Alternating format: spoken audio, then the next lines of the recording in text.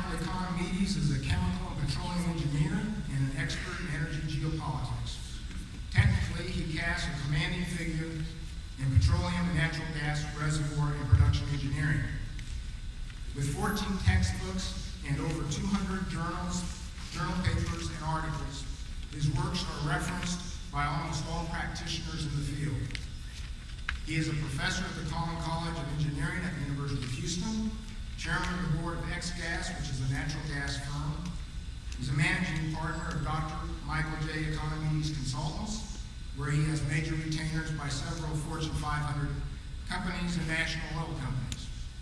He is editor-in-chief of Energy Tribune, an energy newsletter, and editor-in-chief of the newly established peer-reviewed Journal of Natural Gas Science and Engineering.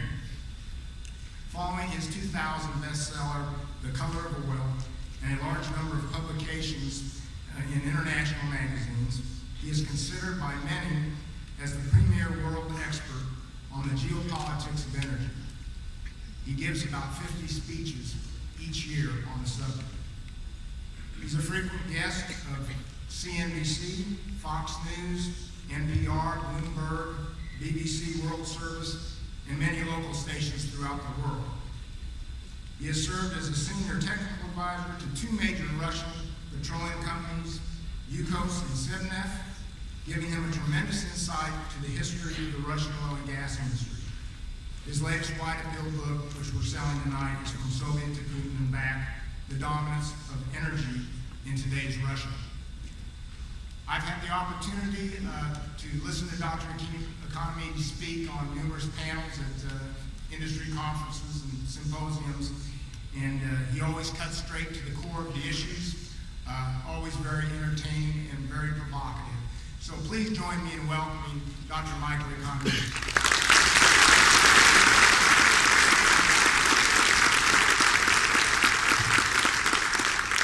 It's nice to be here.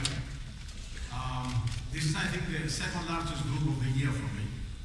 The first one was, I gave a talk at Lambeau Field in Green Bay Packers, okay? And it was a conference on transportation guys. Most of those are ex-Teamsters, so each of them took 2 seats, okay? Pretty nice. Anyway, it's always good to come here. I was telling people earlier on that, you know, I work in about 70 countries. And this year I visited about 20 already. And yet Midland is the place where I always come to rejuvenate myself for the true guys in the oil and gas business, okay? So, yes, I take some benefit of coming here myself.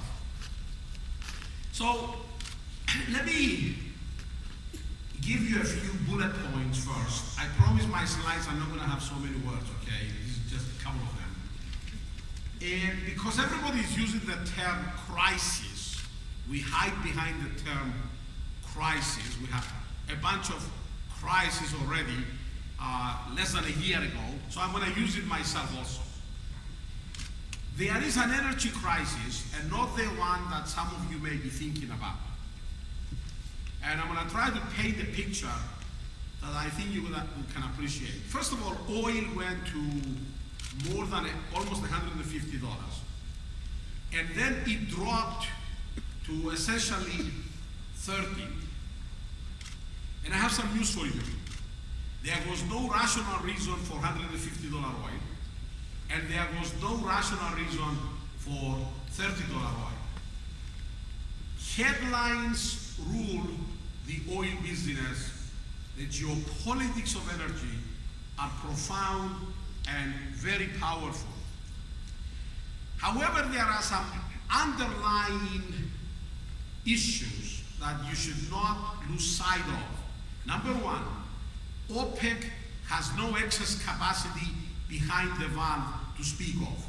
Now, I presume, especially some of you in this room that are petroleum engineers, you don't espouse the ideas that a lot of people in the press suggest, that oil appears in underground rivers and lakes, and we just somehow open the tap and we let the oil come out, and then we close it, and it doesn't. By the way, you guys are laughing, presuming that you understand the joke over there, but the issue is that Nothing, let me preface this by telling you this. I meant to say that already, is that nothing has generated more ideologically driven misinformation. In fact, there is almost a glee at ignorance. People like to be ignorant somehow in this business, okay? And journalists are certainly some of the most guilty people that I know when it comes to this. They don't bother to learn. What are the underlying facts? First of all, Venezuela is a basket case.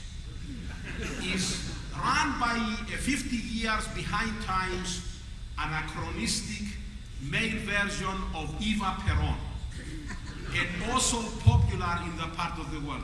I thought that populism died with communism 15 years ago. It came back with vengeance in Venezuela and has infected a whole bunch of other South American countries. Nigeria, how many of you guys get those email invitations about $60 million if only you give them your account, they're gonna deposit it in your account? They all originate in Lagos. Now, Nigeria has been in everybody's corrupt list, 1, 2, 3, traditionally, but it wasn't so bad to work in Nigeria. I worked in Nigeria. Your visa was a $20 bill in your passport. You hand your passport with a $20 bill. The immigration officer takes the $20 bill, stamp your passport, and voila, you are legal, okay? And it was okay.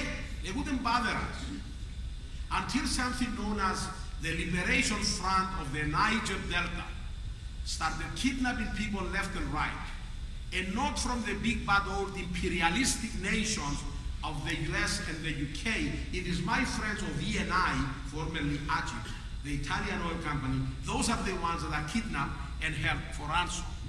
Iraq. I don't want to know whether you guys supported this war or not. I'm sure each one of you here has different vantage point. But Iraq is quiet. By the way, every time I say Iraq is more quiet, General Petraeus has done a miracle in that country. But every time I say that, that same day, there is a car bomb that kills 25 to 80 people, okay? Iraq is better than it was before, but you realize there is always this undercurrent. The sectarian violence in Iraq is barely beneath the surface. Iraq could demonstrably produce 6 million barrels per day. It's been languishing around 2 million barrels because it's very hard to produce oil when people are shooting at you, okay? And I worked in Iraq recently. I've done some work in terms of forecasting of performance in Iraq. And Iraq can actually produce a lot of oil, but I don't see Iraq coming in a big way for a long time to come.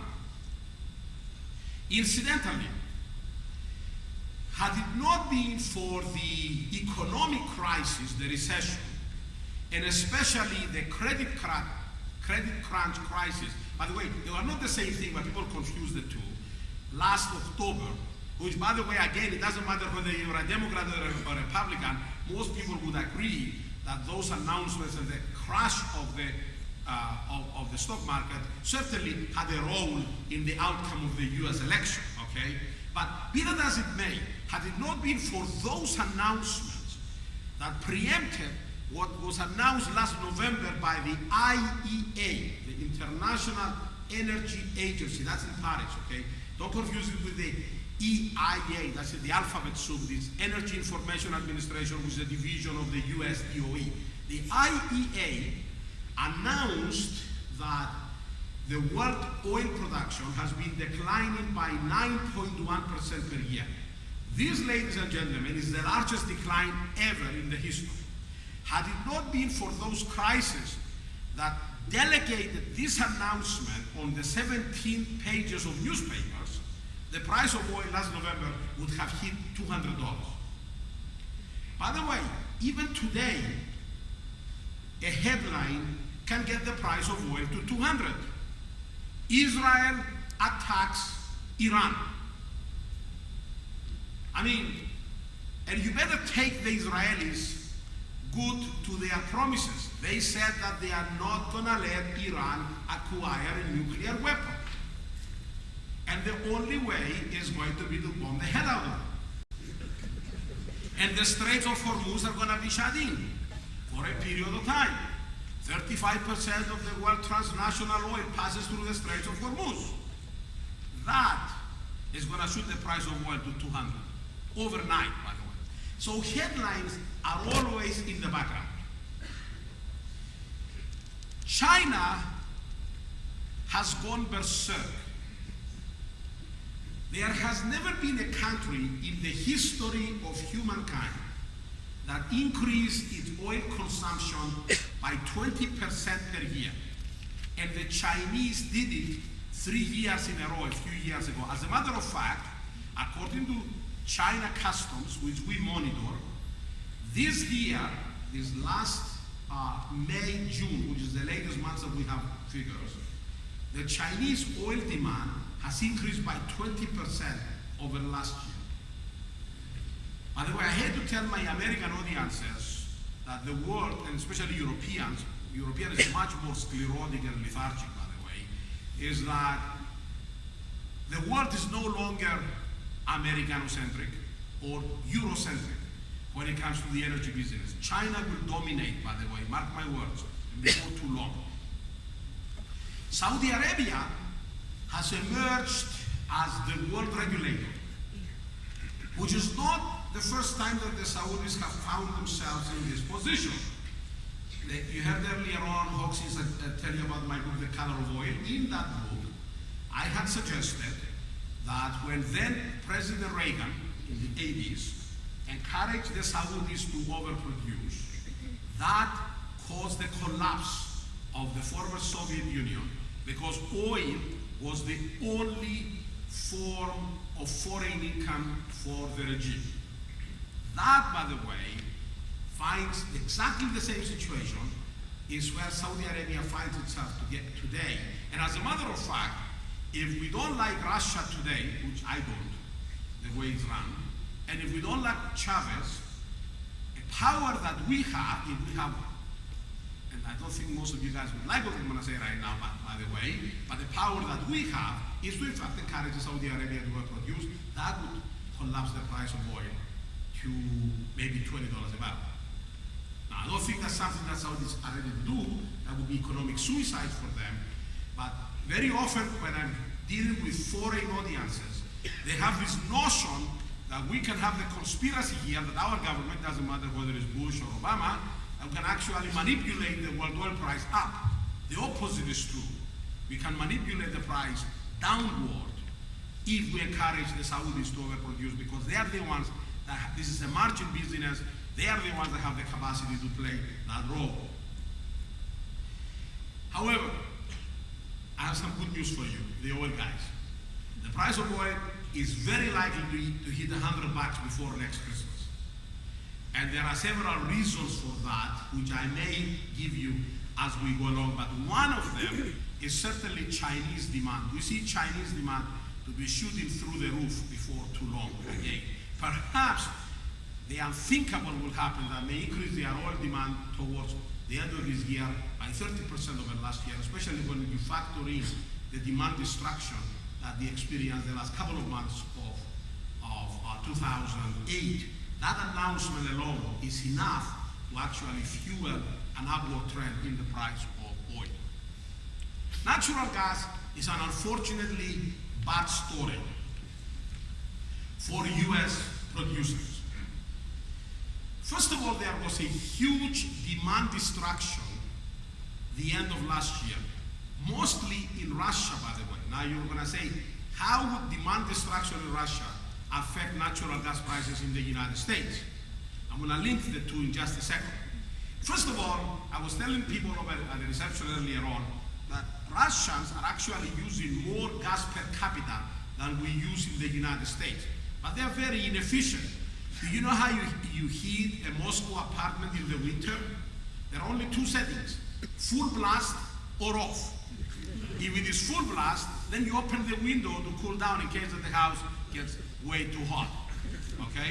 Even if it's 40 degrees below zero outside. Gazprom, which is the largest monopoly in the world, was giving away gas at $1 per million BTU per MSCF. Industrial output in Russia had come to a halt, And so that created a lot of excess supply of natural gas potentially to Europe. Then you couple with that the Qatar excess capacity in LNG. Qatar is a small country in the Middle East, but it has the second largest, the third largest natural gas reserves in the world. They have developed enormous capacity for liquid natural gas, and to top it all off, we started building regasification terminals in the United States. A company I own an interest in, a small interest nevertheless, but an interest, I have to make that disclaimer, this is Cheniere Energy in Houston, has just opened a 2.3 billion cubic feet regasification terminal in Sabine Pass. We are building two others, one in Freeport, one in Corpus Christi. There is a thought of bringing gas, LNG, from Sakhalin Island in the Baja California to feed California, and so on. So the message here is the following. Gas prices are not ever going to come close over the next decade to a BTU parity with oil. You know, the price of gas times 6 is what the would-be price of oil would be. So if it's $4 MSCF natural gas times 6, that's $24 oil. Okay, and you are not going to see $16 natural gas, which would be comparable to $100 oil. Nor are you going to see $12 natural gas, which goes with $72 oil. Okay, so in other words, you're going to see this huge disparity, and there are all sorts of interesting things, by the way, that one can say about natural gas. Let me talk a little bit about oil prices, though, because that's why some of you guys are here. First of all, let's look at the reality of demand in the US. We have been increasing our oil demand in the United States by about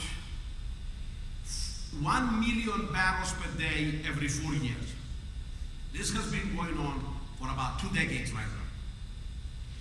The price of oil actually followed, especially the increase in the, from let's say 2000, year 2000 to about 2004, the price of oil started inching from $30 to about $60 or so, and that followed essentially the same trends, the same slope. But in 2004, something, people use this trite term, perfect storm happened. 3 events. Abu Ghraib. Those pictures, by the way, doesn't matter how many of you guys remember them or not, they didn't say a pretty good story for us. The fear factor in the Middle East went through the roof. We have yet to live down those pictures in so many ways. Second, UCOS, which is part of the reason that I wrote this book. I was the senior advisor to UCOS the previous 5 years. The guy I used to work for still languages in a Siberian prison, that's Mikhail Khodorkovsky. Putin, in 2004, re-Sovietized the Russian oil and gas business by any other name. His own chief advisor, Ilarionov, called it the swindle of the century. But we were busy with Iraq, and our government didn't even have a peep of what was happening in Russia. I'm going to have a lot more to tell you about Russia. And then there was Faja. For those of you that speak Spanish, Faja means the belt. That's the Orinoco belt. That is the largest accumulation of oil perhaps in the world. That's the heavy oil in the Orinoco belt in Venezuela. That's when Hugo Chavez threatened to renationalize his oil business, which eventually he did good on his threat. And there was something very interesting from 2004 to the recent crisis that collapsed practically everything. By the way, you can check me on this. Quarter after quarter, ExxonMobil, was announcing the largest profits ever in the history of American entrepreneurship. Big oil was in the mouth of every politician as tantamount to devil incarnate. Both, by the way, not just the Democrats, some Republicans, including McCain, by the way, had actual some not very choice words to make when it comes to ExxonMobil. And yet, wasn't it ironic that same day ExxonMobil stock would plunge? You know why? Because in smaller letters, they were saying that the oil production was going down. I have said many times in many of my speeches at the time that if I were to be sitting in the boardrooms of any of the largest multinationals, I would be scared to death where the future of my company would be. Because if I am shut out of the most prolific potential oil provinces in the world, Venezuela in our hemisphere, and Russia as a result of Putin's shenanigans, I would really be worried, what's the future of my company? And the stock market actually says that. And there was quite a lot of people were mystified. How come they announce these enormous profits and everybody is castigating them and their stock price would go down that day?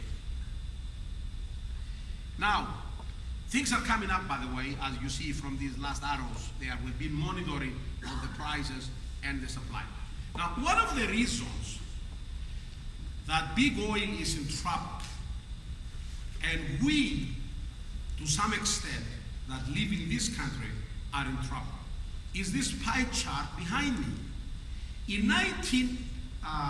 60s, blue, even if you cannot read the numbers, just look at the size.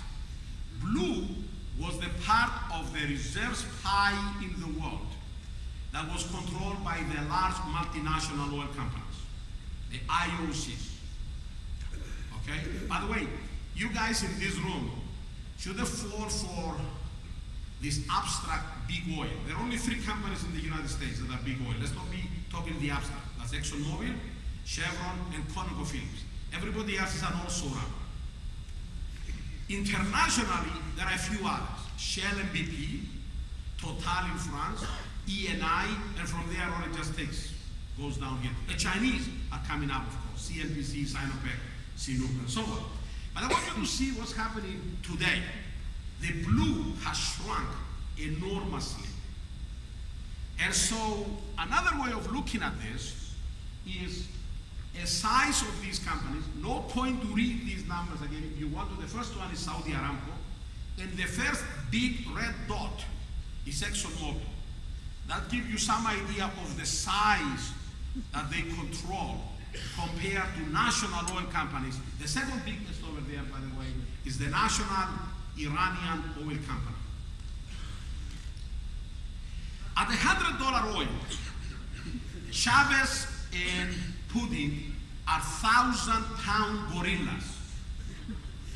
At $40 oil, they are reduced to monkeys.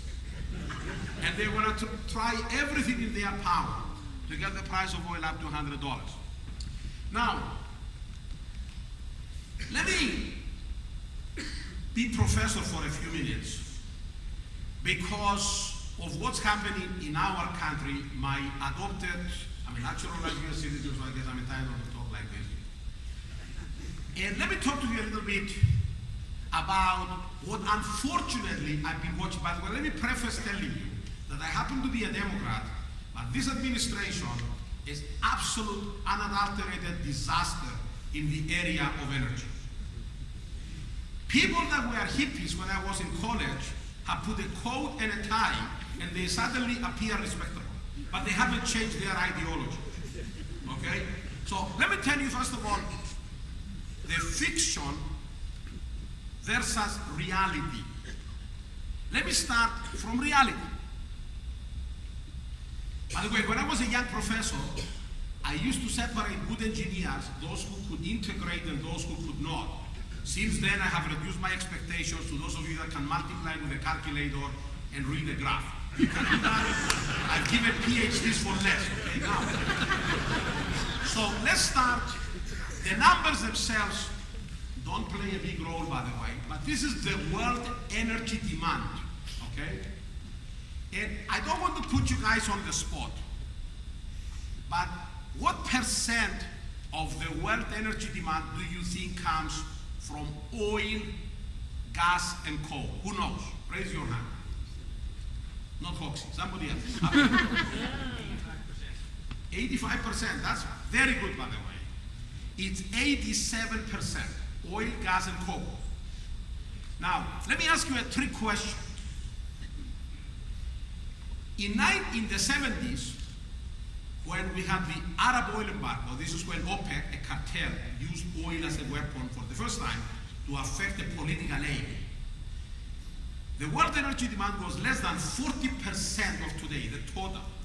What percent do you think came from oil, gas, and coal? Who knows? That's a trick question, by the way. The reason that it's a trick question is because the answer is 87%.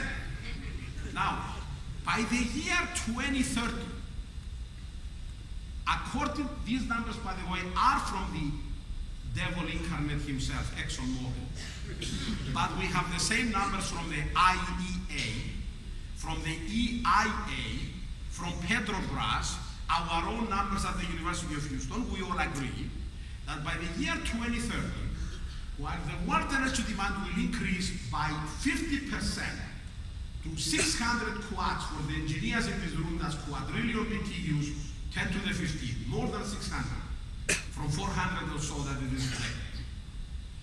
What percent do you think will come from oil, gas, and coal? The answer is 87%. And guess what? This government, not just this government, but governments in Europe, guess what the press wants to talk about? Not about the 87%, but the other. Now let's talk what this other is. You guys probably haven't figured out that the yellow of the first graph is expanded in the second. Now let's talk about this expanded second. The blue is hydroelectric. In order to increase that, you need to build new mountains. Now, nuclear. Nuclear has a lot of possibilities, and I was discussing this with some people here again earlier on, but nuclear has yet to live down the bum rap from Chernobyl and 3 Mile Island. We haven't had a new nuclear power plant in this country in 30 years, and it has a huge leeway. And I'm going to talk to you a little more later on about what are the trouble with all of these forms of energy. And then biomass. Biomass, by the way, is not ethanol. Biomass is what 1/3 of the world population have access to. You know what that is?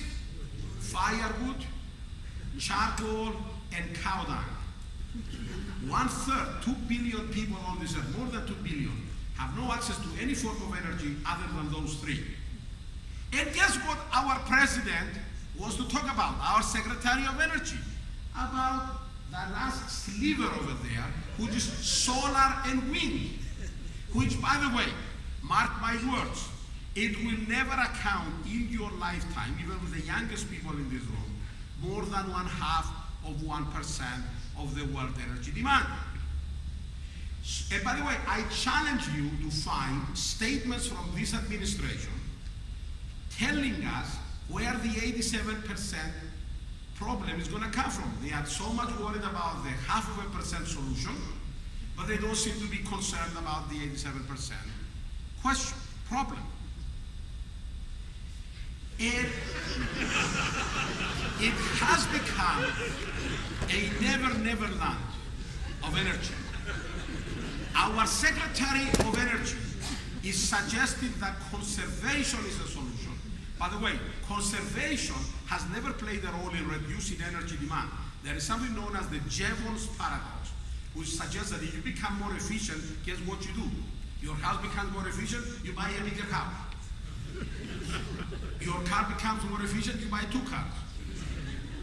Okay? So energy demand, you should go to China, by the way, to understand what I'm talking about. And so it has become this ideologically driven dribble that has nothing to do with reality. What Congress and the President need is a calculator. Robert Bryce, who works for me, he's the managing editor of the magazine I edit. By the way, you guys may know Robert Bryce. He's the guy who wrote The Gusher of Lies. He's by no means, by the way, neither he nor I are right-wing Rush Limbaughs, okay? I mean, Bryce is as left as you can get, by the way, socially, okay? He wrote Pipe Dreams, the definitive book on Enron. He wrote a book on cronies, Bushes and the Texas Superstate. I mean, he's very much one of the most anti-Bush journalists that you can get. So you cannot label him as a right-wing fanatic, okay?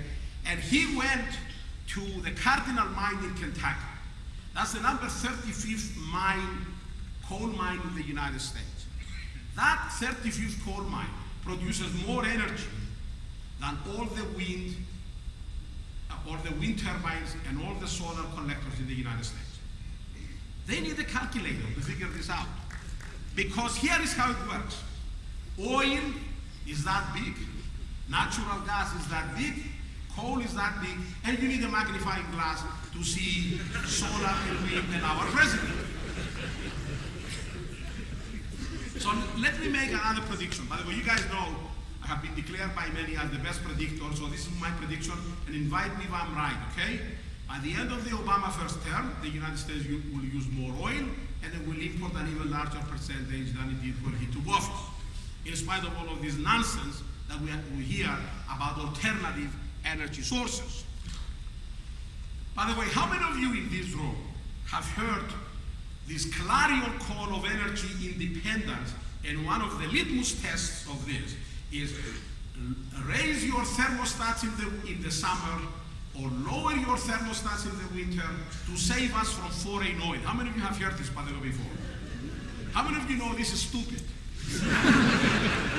You know why? We don't use any oil for power generation in the United States. So play all the yo-yo you want with the thermostat, and we're not gonna save any foreign oil. You know why? Because if you look at green, which is oil, and what we use for transportation is the dark green, we import almost molecule to molecule the same amount of oil as we use for transportation. So you cannot talk about energy independence. And by the way, the Republicans in this room quit smirking because every president in this country, since Eisenhower, has been using the same nonsense about energy independence. Because you cannot talk about independence unless you address the transportation problem, which is a much more recalcitrant, much more difficult to address problem. We know how to do electrical cars. I think we have 4 of them in Houston. And what is the government's answer? Biofuels.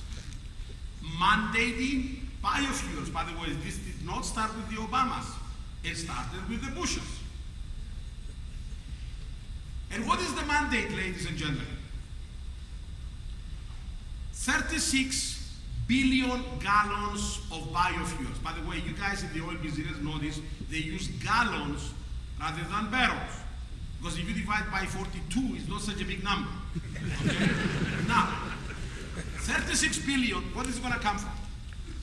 Well, 15 billion is going to have to come from corn-based ethanol. Now, on national television, everybody hates me when I give numbers, okay? Because I'm always the oil and gas guy. I'm the bad guy. There is always a solar guy, invariably a little weasel from San Diego, okay? Who is the nice guy with a bow tie, okay? And I tell him, listen, I am not against solar. In fact, I am Greek. I love the sun. But don't make my bill be $10,000 a month, which is really what's going to happen. An electrical bill. And the numbers regarding corn-based ethanol is the following. If, and you can calculate it yourself, if we use all of the corn we produce in this country, I mean all of it, and we produce a hell of a lot of corn, to convert it to motor vehicle ethanol, that is less than 20% of our gasoline demand. And the hell what's going to do to the food prices, by the way. 20% of our gasoline demand if we use all of the corn we produce in this country. If we use all of the soybeans to produce biodiesel, as supported by that towering intellect, Willie Nelson, okay, is less than 4%. He's a good singer, by the way. Less than 4% of our diesel demand. Okay? So, what are we talking about? And then they are talking about cellulosic ethanol. 21 billion gallons is supposed to come from cellulosic ethanol. You know what's the problem with that? It doesn't exist. You know, it's equivalent for Congress mandating that every US born child from now on should grow to be 6 foot tall. In fact, why stop there? 6'6", make him Michael Phelps with marijuana. You know, the enzyme doesn't exist, but Congress mandates. And of course, professors oblige. Okay? And of course, you won't do anything to greenhouse gases by any stretch of the imagination. By the way, I don't want people in this room to think that I am an advocate of stagnancy. I think things will change. The decarbonization of fuels is a historical imperative that has nothing to do with crazy environmental ideologues. We started from wood, which was the only form of energy 2 centuries ago, to coal, it fueled the Industrial Revolution, to oil, the fuel of the 20th century, and for which both world wars had an intimate connection, to natural gas. I think eventually it's going to take market share, and some smart guys are going to figure out to take advantage of that disparity in the price between gas and oil, and there are many ways to talk about that if we have some time to talk about that. And then eventually hydrogen will play a role. That's a lowest carbon, that's zero. But I hope nobody in this room believes Time magazine that suggested on at least 2 occasions on their cover that hydrogen will come from water. You guys realize that the energy content of that hydrogen is less than the energy it takes to separate hydrogen from water, but of course news magazines don't worry about thermodynamics. The message though is that while things will change, nothing will happen overnight. But the press has run amok. It's going to take 40 years from what I'm saying right now, and of course the press makes headline news about things that happen today. Like my good friend Dumesic, University of Wisconsin, he and his colleagues have devised a way to produce hydrogen from vegetable matter by heating it to 437 degrees centigrade. For this professor, of course, electricity comes from a socket in the wall, okay? Or somebody manufactured a golf cart running on hydrogen. This, ladies and gentlemen, is national news. Somebody is using the brains of a rendering plant in Kansas City to produce hydrogen. This is Saudi Arabia for the press. And the biggest scam of them all is ethanol.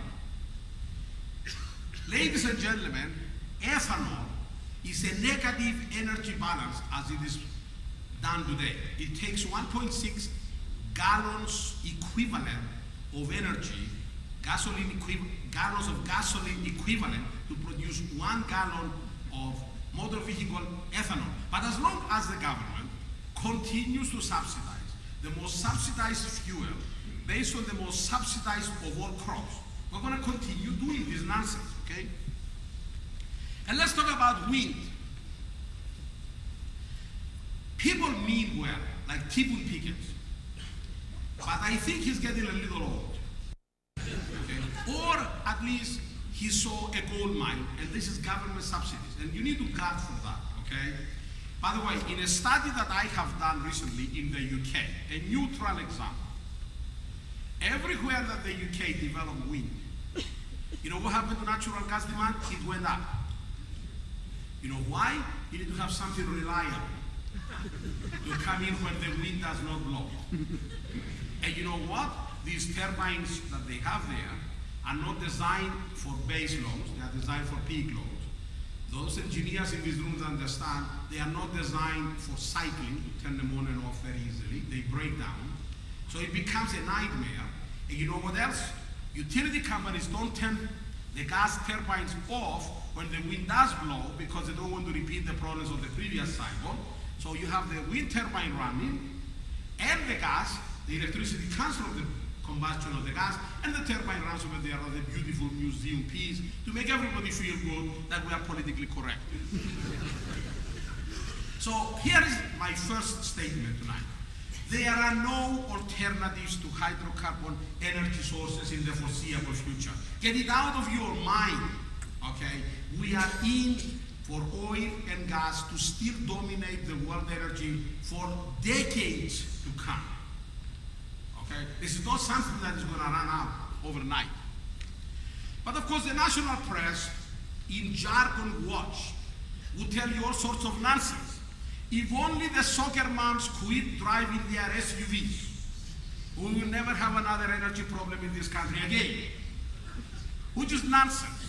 If we outlaw every SUV and we replace them with Volkswagen Beetles, into which I cannot even fit, we are probably going to save 0.5% of our energy demand. Hollywood energy experts. During the run-up towards the Gulf War, this towering intellect, along with Cameron Diaz, they went ahead and they ran this national sport. Let solar save us from oil. That other male heartthrob, Robert Redford, wrote a piece in the Los Angeles Times entitled, "Let America's Rooftops Be the Next Persian Gulf." The implication was that if we go solar, we will never need oil again, which is complete nonsense. Because it's not just, remember, we don't use solar. How are you going to run an airplane on solar panels? Okay, that's an interesting question.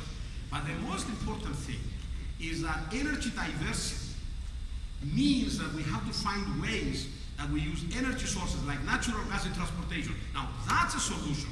That is something we can sink your teeth in and look at real solutions, not nonsense. Of course, news magazines on Earth Day. This is Times Magazine answer to transportation, an electrical lawnmower, and of course the whole clamor about global climate change. Now, I don't worry. By the way, I'm not a climate expert, I can assure you. I don't want to be. Number two, here is the problem. It doesn't matter which side of the debate you are, whether it's anthropogenic or not, how much it is. Make no mistake. I want to say this out of my prepared speech. For my American audiences, you guys better realize that the entire rhetoric of global warming is a full frontal attack on the United States. Now, anybody who thinks otherwise, it doesn't matter whether you're a Democrat or a Republican, or whether you actually want the United States to be attacked, because you think we are too arrogant. But make no mistake, much of the rhetoric that you hear from politicians throughout the world, and not just enemy countries, I'm talking about Europe right now, is motivated mostly by jealousy towards the United States. And we better understand that much, okay? It's political in many ways. Of course, we have a former vice president who goes around telling you the end is near. And I'm going to talk a little bit more about that. By the way, if alarmism in this business pays, if I were to tell you the middle is near, relax, you don't get impressed. But if I tell you the end is near, repent, you get very impressed, and I sell a hell of a lot more books. I'm gonna write a book on alarmism from now on.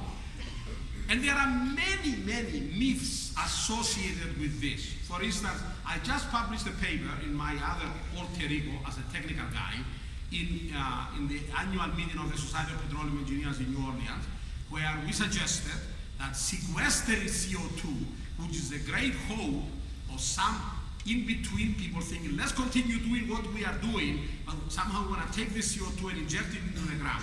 It ain't going to happen.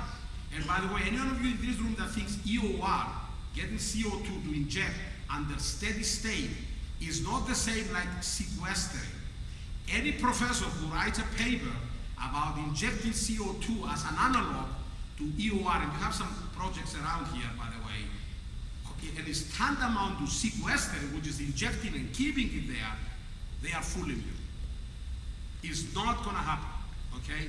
So all of that clamor about sequestering CO2 is again much ado about nothing. Now let's talk a little bit about geopolitics. This is why you are here. Energy geopolitics have dominated the energy business for at least a decade. The axis, I call it, of energy militants. Every time the Iranian mullahs get in front of the world press and talk about uranium enrichment, you can bet the price of oil the next day is up $2. It did it 2 times, by the way, the last 2 weeks. Okay, you guys can make money out of this. Okay? Chavez is a Castro wannabe without the charisma.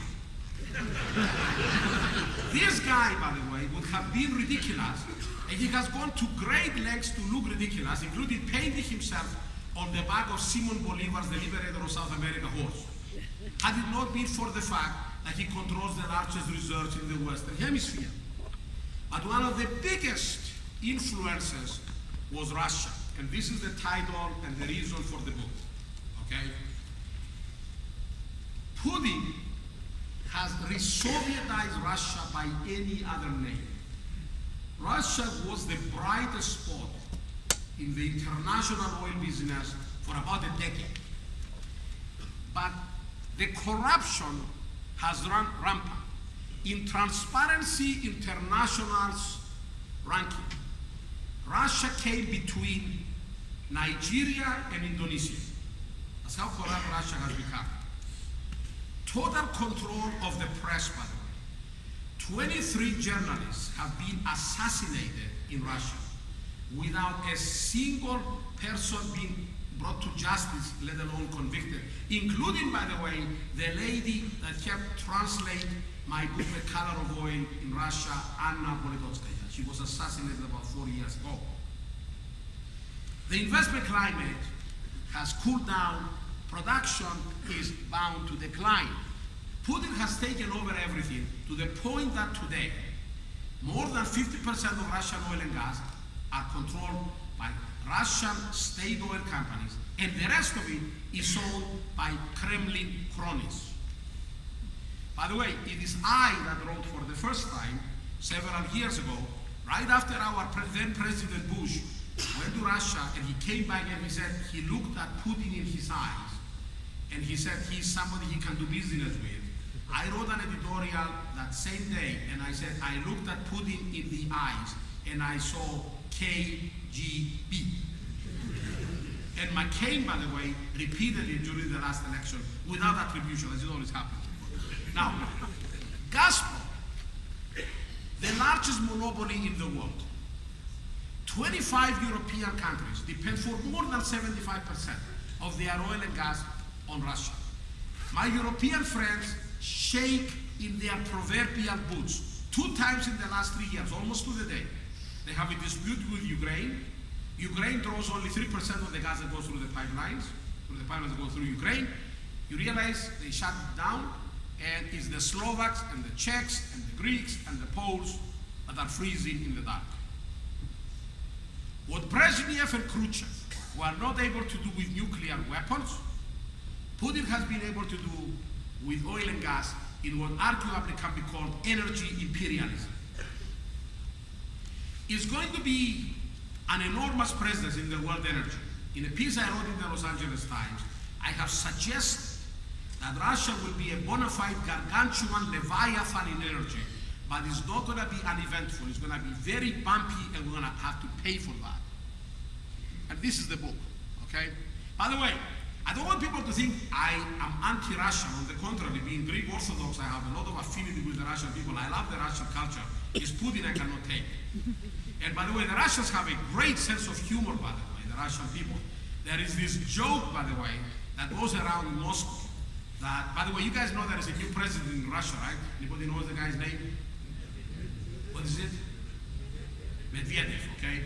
Now, of course, nobody knows the guy, okay, even in Russia, okay? You realize, so Putin and Medvedev go to this Moscow restaurant, and the waiter shows up, and he says, listen, because of the economic crisis, we have only 2 entrees, steak and fish.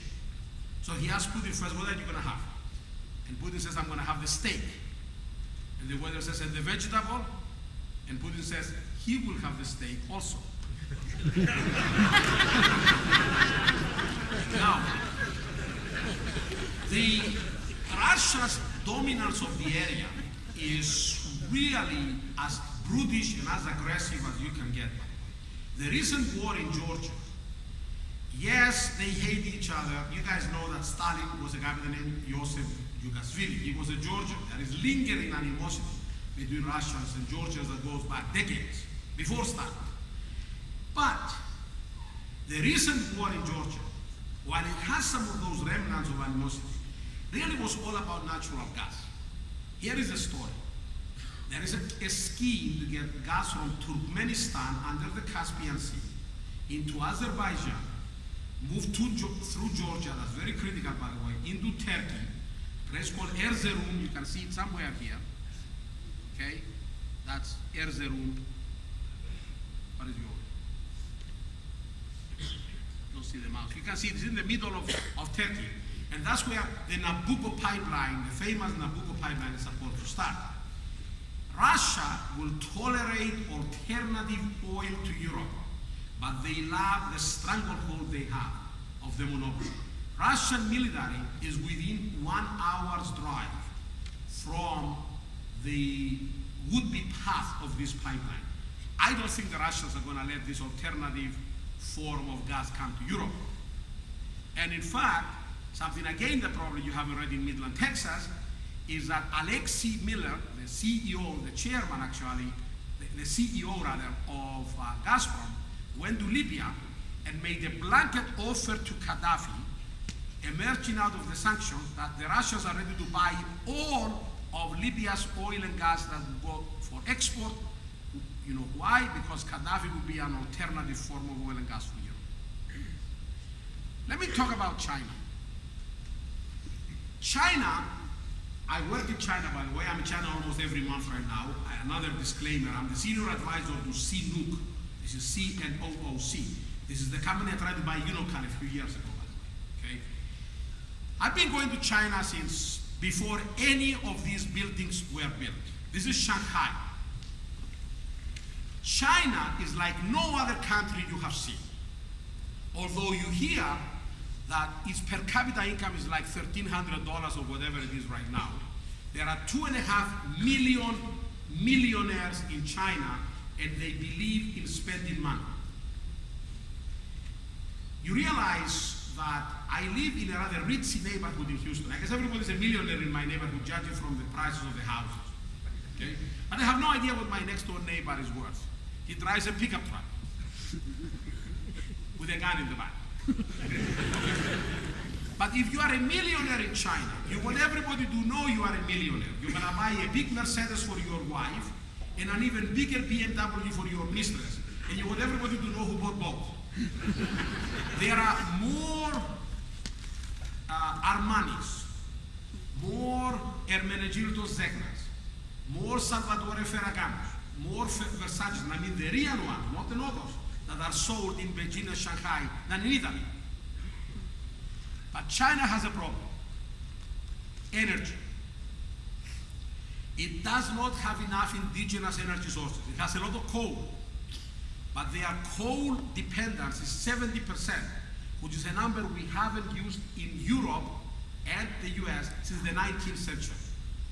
I have not been able to see the sky in China for almost 20 years right now in any of the Chinese cities because it's covered by eternal soot. It is going to be China's choke point. Energy, China's choke point, which as you can imagine, this is the title of my upcoming book. This is the reason. Green is Chinese oil production.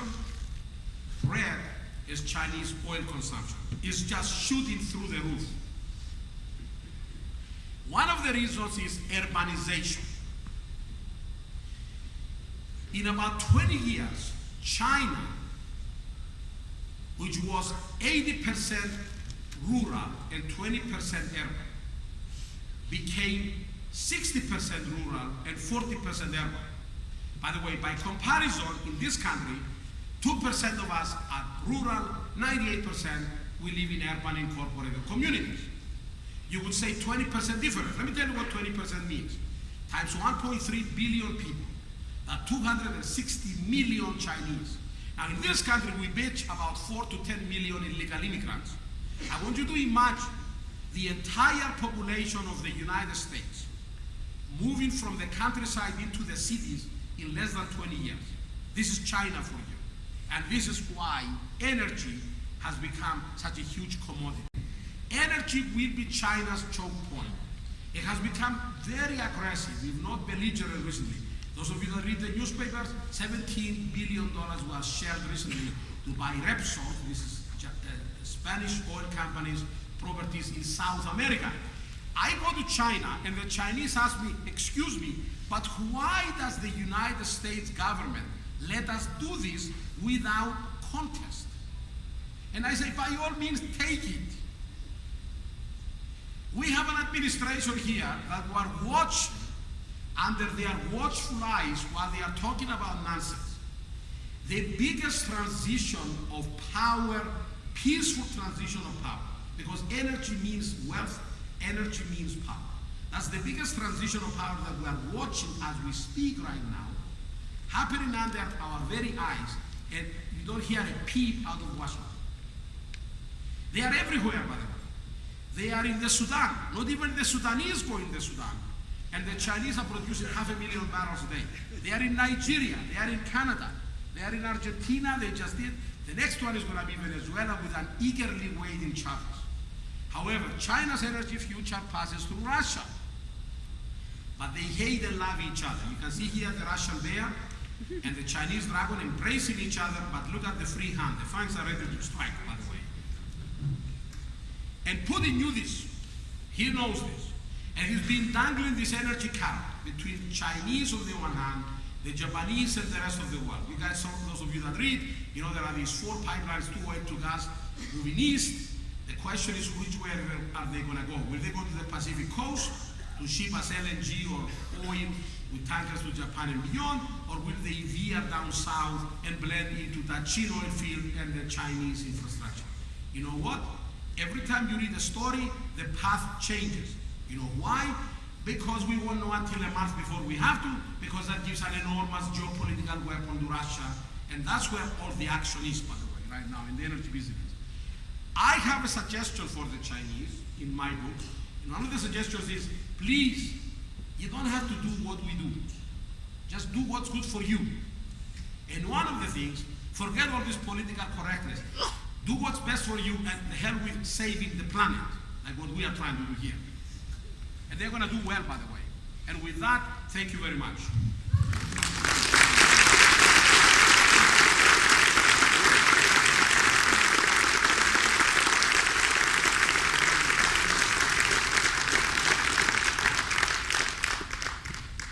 We'll see if we've got any questions from the audience. I think we've got some.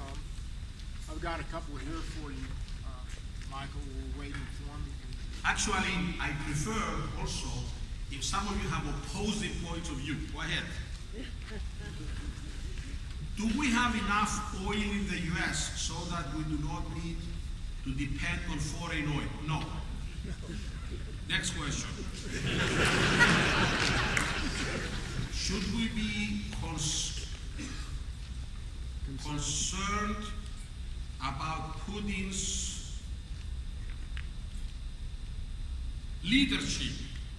Putin's leadership, yes, you should be very concerned about Putin's leadership. Make no mistake, Putin is not a friend of the United States, by the way. As a matter of fact, Putin may be the most hostile world leader towards the United States, and I mean this, including Chavez. Chavez is a comical figure. Even Ahmadinejad, I think we can deal with Ahmadinejad in some ways, and I think we may find some mechanism to deal with him, but Putin is very difficult, and I know from first-hand experience how difficult that is. The problem is that it is bloody dangerous. I mean, my wife always tells me that when I offer the drink anywhere, I should turn the lights off to see if it glows in the dark. You never know. You know the story. Any other points? By the way, you can also raise your hands. You don't have to, if anybody wants to make a point. Go ahead, sir. Can you comment on natural gas in the transportation field? Yes, good point. I was hoping somebody would ask that question. Okay. I am sure that the smart guy or people are going to sit back and think that if you believe half of what I say, and a lot of people say similar things, that and if the price of natural gas is going to linger around $4 to $5, give or take, depending on the season, for probably the next 8 to 10 years, $4 to $5 gas is $30 oil. You have a huge mark over there in BTU parity. One of the things that is pretty obvious to me is to use natural gas for transportation using CNG cars, compressed natural gas. It's not very easy for private vehicles. A, is inconvenient. Your trunk of your car is going to be filled with the gas tank, natural gas tank. But big tractor trailers, buses, especially tractor trailers, and I think that big trucking companies should think about that. And this is why I was in the Lambeau field recently. It was a convention by Schneider. Schneider runs 17,000 tractor trailers in the United States. And some people are seriously thinking of developing CNG refueling vehicles stations along the major interstates, especially for commercial vehicles. By the way, CNG, compressed natural gas for transportation, is very easy to do. It doesn't take an arm and a leg to do that. In fact, it's easier to run a CNG vehicle in many ways than it is to run an E85 ethanol with all the problems we talked about. Okay? So I would say compressed natural gas. Beijing has 17,000 buses running on compressed natural gas. It's very safe. I've ridden in many CNG vehicles throughout the world. Malaysia, every taxi in Malaysia is CNG. So in other words, I really see some people with this cushion of 8 years right now, 8 to 10 years. I think there is a lot of commercial opportunities for that. Big oil companies will not do that, by the way. I mean, they will be shooting themselves on the foot if they do that, okay?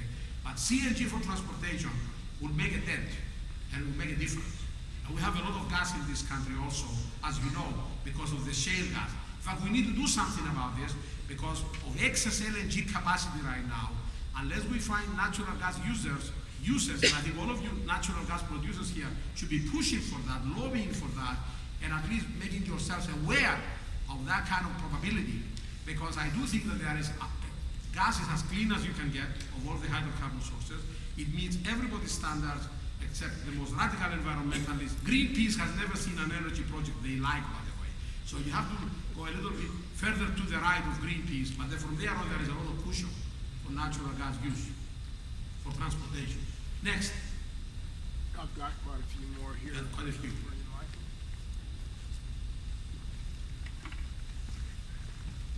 Do you believe that the Obama administration will do away with the titular allowance for independence?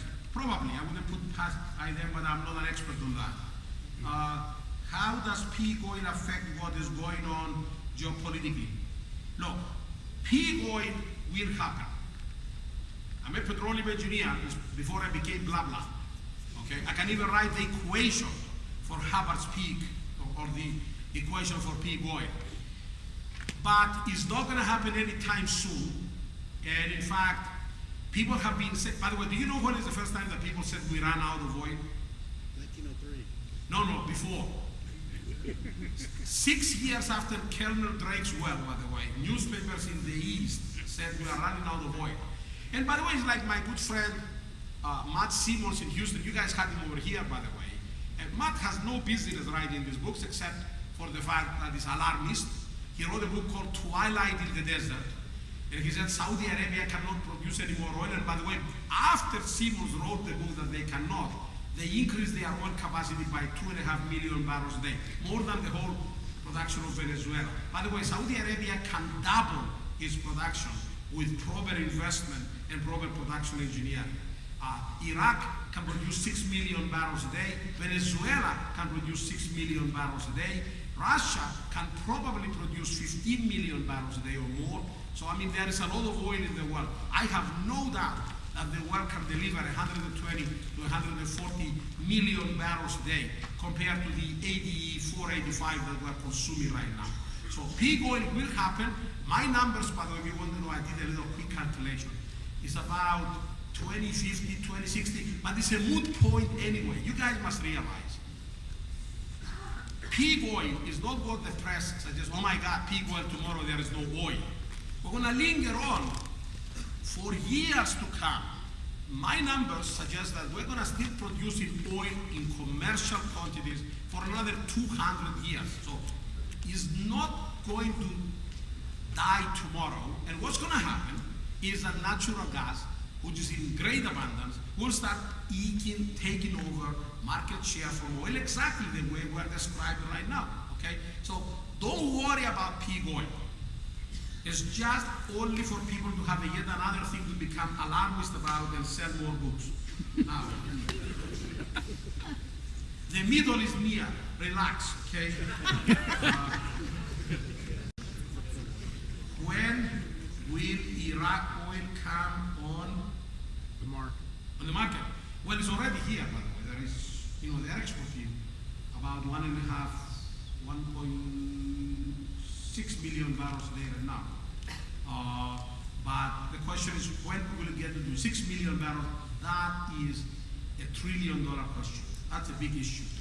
I think once we leave Iraq, by the way, I'm not very optimistic about Iraq myself, okay, because of the Iranian presence and things like that. We really need to come to terms with Iran, because Iran is going to be promoting the Shia from the south, and Iran is not to be trusted by any stretch of the imagination. Pretty dangerous country, by the way. Anything else? Let me just give you two more, Michael. Gentlemen, okay. Okay, and then two more here and we're done. Yes, sir. We'll have to wrap it. Does Russia have an interest in helping Iraq develop their oil reserves? Oh yes. I mean, the question is that Lukoil has already bid, but the Iraqi oil bid recently didn't do very well. There was a very large auction about 3 months ago, and it did very lousy actually, not just bad. I mean, it was way worse than bad. Of course, they blamed it on the economic crisis, and I think they have a point with that, but Russia was one of the bidders. The Chinese, of course, are always going to be everywhere. Okay? What about the complications resulting from our long-term complex relationship with Saudi Arabia? Excellent point, by the way. This is really the issue that should worry most of you guys that are a little bit more sophisticated than the average newspaper. Okay? The relationship with Saudi Arabia is very complex. By the way, who asked this question? I want to meet this guy. Who asked this question? Come over, I'm going to give you a free book, by the way, okay? This is it. You already bought it? Then I'll give you a second one. Okay, now, Saudi Arabia is a very complex relationship with us. Don't forget that, what was it, 15 of the 19 September 11 characters were Saudis, okay? And you have there's always this contest. Saudi Arabia has yet to handle modernity. This is a country that is the personification, the epitome of the inability of Islam to adopt modernity. It's a very serious problem. It seems that right now we have things under control, but I don't know how, if we portray weakness, how that would translate in Saudi Arabia. Now, let me make sure that you don't think that I am a warmonger, because I am one of those guys. Those of you that understand history, I'm more of a Metternich historian, let's say closer to what Henry Kissinger would have analyzed. Okay, but I'm a little bit more radical to the more conservative side when it comes to geopolitics. So I'm very liberal socially, very conservative geopolitically. Okay, I don't know how you fix that, but in any case, Saudi Arabia and the Middle East understands strength. The invasion of Iraq was a great thing that we did in that respect. Now, we didn't fight the war like many wars that we have fought very probably. But the invasion of Iraq was a great thing, and it doesn't matter whether weapons of mass destruction were there or not. People are missing the point. In the Middle East, power and strength have a lot of currency. If you appear to be flaccid or weak, I don't know how that would translate in a society like Saudi Arabia, which is prone to promote radical policies because of a very different interpretation and worldview. That, by the way, is something that would worry me. Now, the good thing about the Middle East is because Islam is not monolithic. The stronger we get against Iran, the better our credit goes with Saudi Arabia because they are Shia versus Muslim, versus Sunni. Okay, the Saudis, are Sunnis, one of the most fanatic versions, the Wahhabi, most fanatic versions of Sunni Islam. But if we show some strength against Iran, contrary to all this, why can't we just be friends? If I have a foreign policy that is constantly, let's just all be friends and not talk together, it ain't gonna happen in the Middle East. I can assure you, some of the questions that I presume you are suggesting or in line with your question may surface actually and come back to bite us. It is not as simple as people think. We don't just declare, let's just be friends with everybody and we are friends with everybody. Let's just live with the real world, by the way. And again, the two criticisms that I have against this administration, by the way, one of them is their energy policy, for sure, but the second is their foreign policy. You don't have a foreign policy and be touchy-feely with countries like what I'm describing right now. You just can't.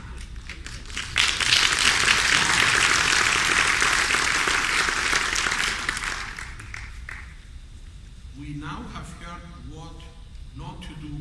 What should the USA do? Great question, by the way. For sure, we should recognize that by the year 2030, 87% of our energy is still going to come from oil, gas, and coal.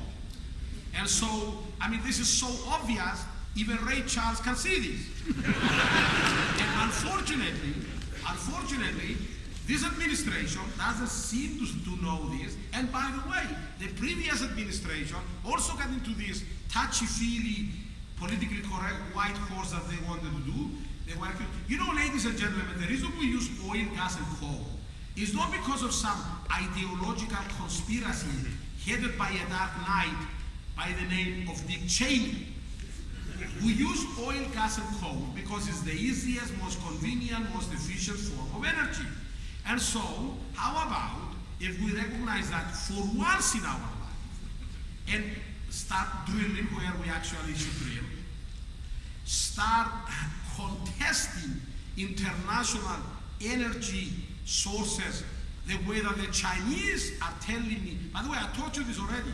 I talked with the highest level Chinese and they are rubbing their eyes. I'm not making this up, by the way. And they are asking me, why is they don't believe it. They say, do you guys hide something we don't know?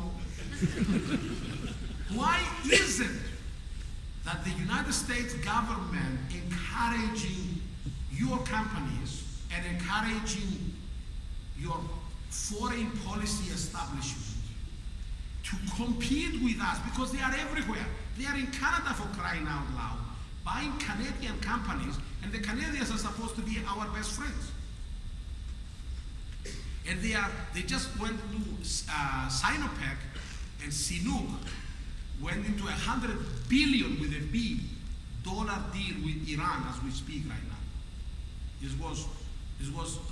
It started 2 years ago and it was solidified very recently. You guys don't even read these things because they are buried in page 27 of the newspaper. So that's the kind of thing that we need. We have to understand this. To say the least, we need to have a president going to go in front of the American public and tell you how important energy is and where it's going to come from. Instead of solar and wind and all of this politically correct nonsense. Okay? Anyway, thank you very much. That's it.